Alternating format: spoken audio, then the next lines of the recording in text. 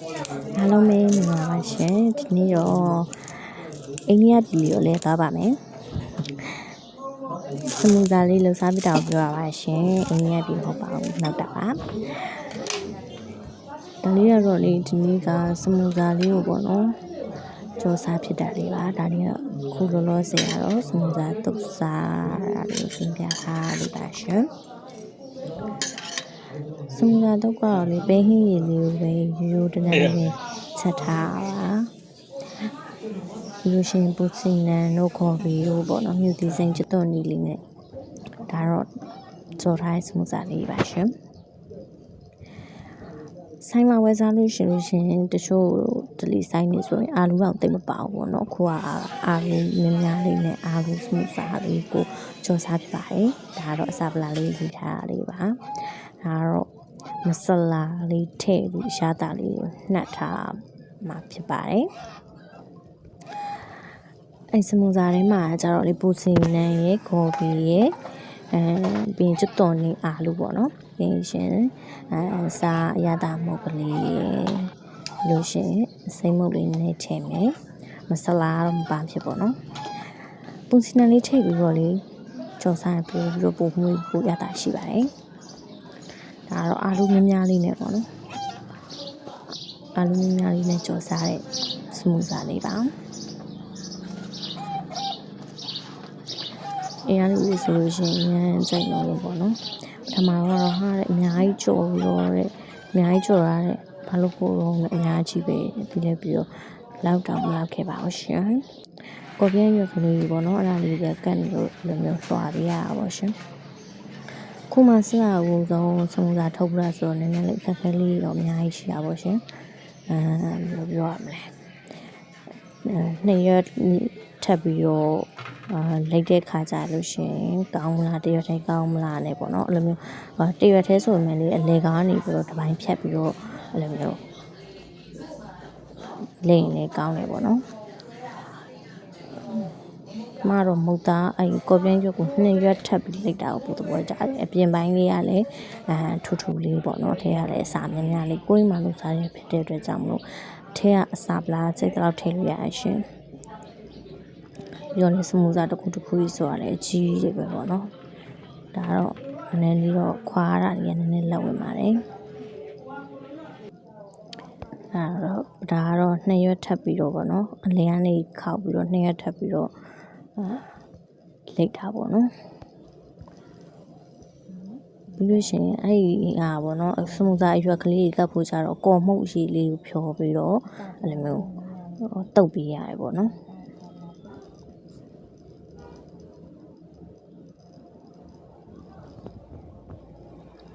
ပထမဦးဆုံးလုပ်ဖြစ်တယ်ဆိုပေမဲ့အကုန်လုံးဆက်ဆက်ရတော့အဆင်ပြေပါရဲ့ရှင်လိုပေါ့နော်မြင်ကိုရဲ့အရှိမှလုပ်ထားတာတွေမြင်ရတာတွေရှိရောပေါ့နော်လောက်ရတာတွေကတော့အဆင်ပြေပါတယ်ဒါမဲ့လေနောက်တစ်ခေါက်ပေါ့နော်အခုဒါကတော့ပထမဆုံးခေါက်မှာကော်ပြင်းရွက်ကလည်းတဝက်လောက်ပို့တဲ့အတွက်ကြောင့်မို့လို့နောက်တစ်ခေါက်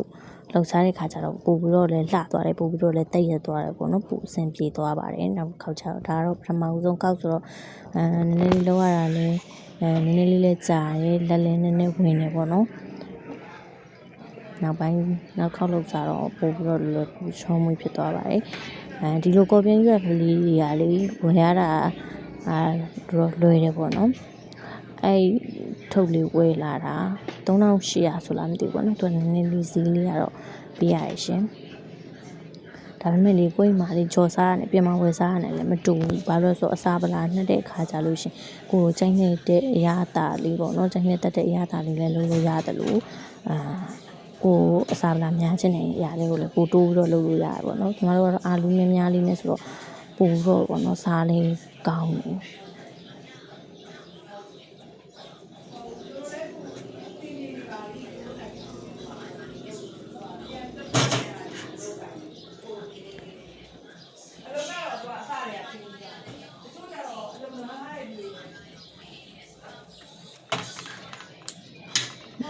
စိတ်ကလည်းမရှိဘူးပေါ့နော်တိတ်ပြီးပေါ့မဖြစ်တော့ရှိရင်ဇော့ခနဲ့ဆိုကချင်းနဲ့ပိတ်နဲ့ချပလိုက်တာပဲ နောက်ပိုင်းကျတော့လုံနေတော့ပို့ပြီးတော့အဆင်ပြေလာတယ်ပေါ့နော်ကော်မုတ်ကိုလေကော်မုတ်နည်းနည်းပြပြကလေးဖြော်ထားရင်တော့ပို့ပြီးတော့ကောင်းပါတယ်ရှင်ကော်မုတ်ကလေးရပါတော့အရင်အချီချေးကြတော့လေတိတ်မကတ်ပါဘူးပါနော်ဒီဆိုင်ရတယ်ပေါ့နော်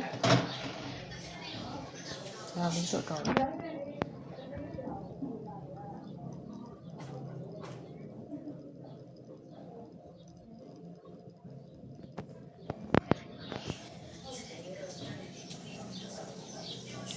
လုံရင်းနဲ့တော့တဖြည်းဖြည်းနဲ့တော့အဆင်ပြေလာပါတယ်ရှင်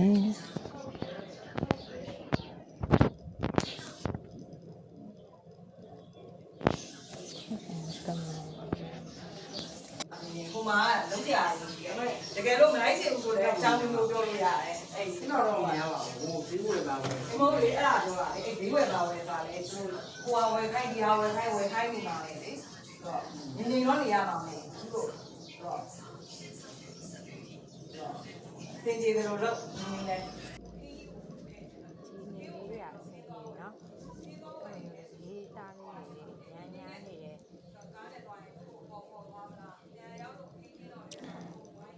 ဒီစမူစာ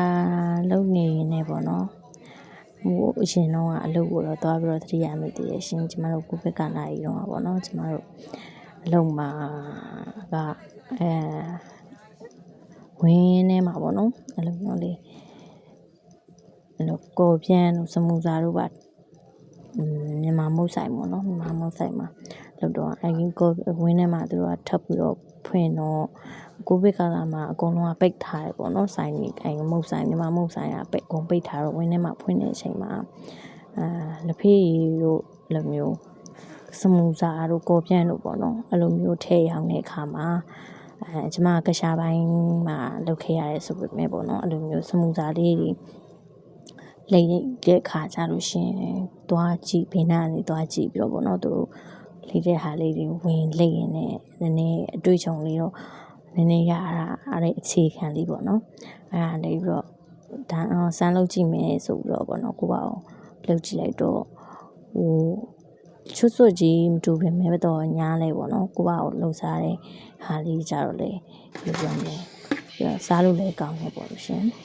ကိုလိုချင်တဲ့ရတာလေးလည်းရတယ်ပေါ့လိမ့်နေတော့အဲ့လောက်ကြီးတော့လွမ်းမိတာရှင်အဲ့တော့ဆိုရင်ကျွန်မကစမူစာထပ်ဖို့နော်စင်ကူပေါ်ပြန်လေးကိုအရင်သဘောချခဲ့ရပါတယ်ရှင်မနက်တိုင်းမော်နေ့ဆိုလို့ရှိရင်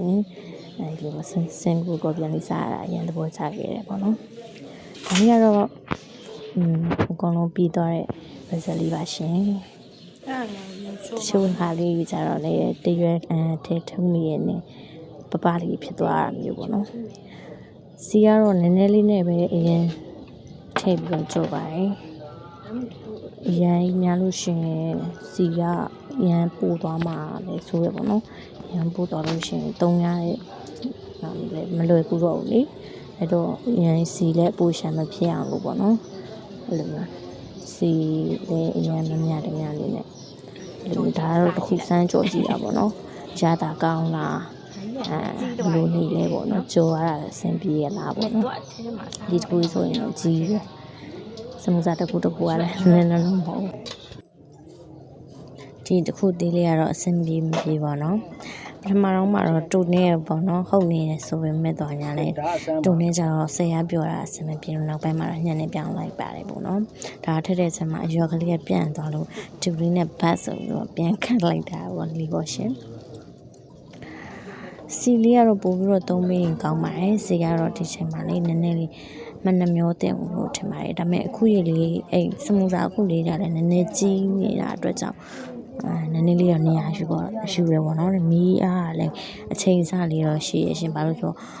ခုနကကြော်ထားတဲ့အချိန်မှာစီကအရန်ပြင်းနေတော့ထက်ချင်းချက်တော့ကော်ပြင်းရက်လေးတွေကပေါ့နော်ချက်သွားမျိုးရှိတော့အတွင်းသားလေးတွေမချက်မှာဆိုတော့လေမီးကနည်းနည်းလေးချိန်ပြရပါတယ်ဒါကြော်လိုက်တစ်ခုဆယ်လိုက်တစ်ခုထည့်လိုက်တစ်ခုဆယ်လိုက်တစ်ခုထည့်လိုက်ပေါ့နော်အဲ့လိုမျိုးလေးကြော်ပါတယ်ဆယ်တဲ့ခါကျလို့ရှိရင်လည်းစီလေးတွေအဲ့လိုမျိုးပြန်ပြီးတော့ခါပေးရတာပေါ့နော်အတွင်းထဲကိုစီတွေပေါ့နော်ဝတ်မနေအောင်လို့အဲ့လိုမျိုးလေးတော့တေချာလေးတော့စစ်ပေးရပါတယ် ပြီးတော့အာလူတွေကပြုတ်ထားတာကပြဿနာမရှိပဲမဲ့ပေါ့နော်အထက်ကချစ်သွန်လေးတွေကော်ပီလေးတွေကတော့အစိမ့်နဲ့မနန်အောင်လို့ပေါ့နော်သူမီးကအရန်ပြင်းရင်လည်းမကြက်မှာဆိုရလို့ဘလို့မီးရလေးနည်းနည်းချိန်မရတယ်ပေါ့နော်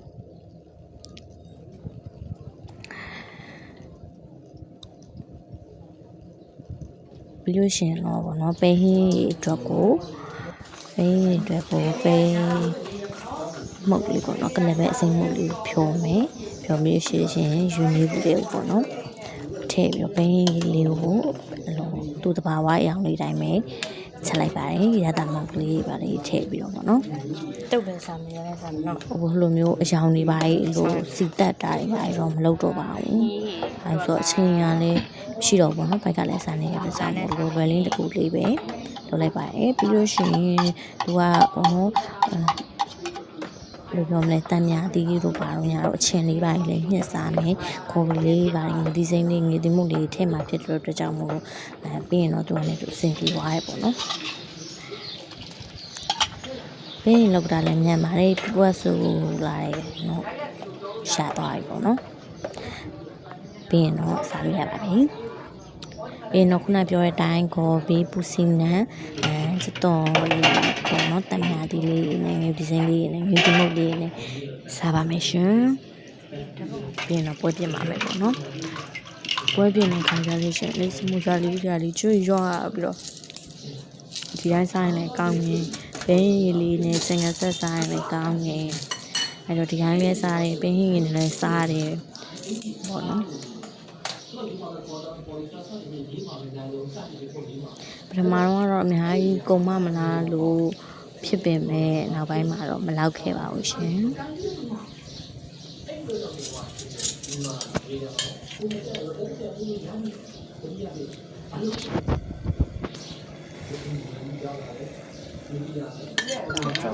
ခုလိုမျိုးလေးပူစင်နံလေးတွေမြန်ကော်ပီလေးမြန်လေးထည့်စားလည်းအရန်စားလို့ကောင်းပါတယ်ရှင်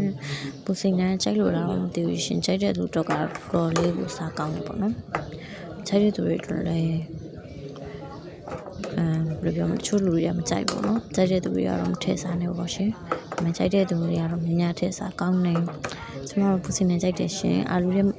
စမူစာထဲမှာလည်းပူစင်နံလေးထည့်ထားတာပေါ့နော်ပိုမွေးပြီးတော့စားကောင်းပါတယ်ပြီးရင်တော့နောက်တစ်ပွဲလေးပြင်ပါမယ်ပေါ့ရှင်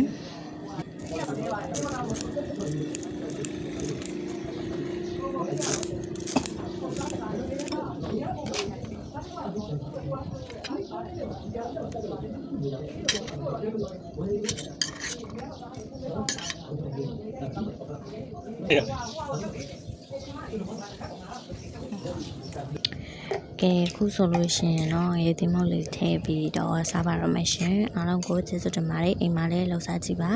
အရန်စားလို့ကောင်းပါတယ်အားလုံးကိုကျေးဇူးတင်ပါတယ်ရှင်နောက်ဗီဒီယိုတွေကြားလို့ရှိရင်ပြန်တွေ့ပါမယ်